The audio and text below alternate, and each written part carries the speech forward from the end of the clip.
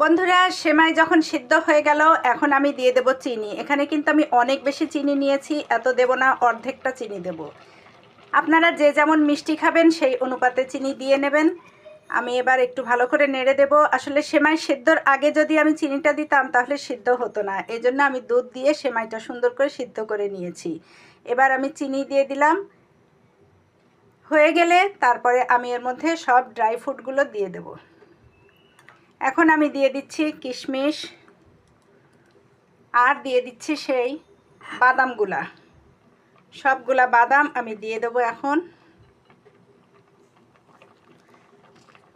সব বাদামগুলা আমি দিয়ে দিচ্ছি। বন্ধুরা, আর ব্যালেন্সের জন্য আমি কিন্তু এখানে একটুখানি লবণ দিচ্ছি।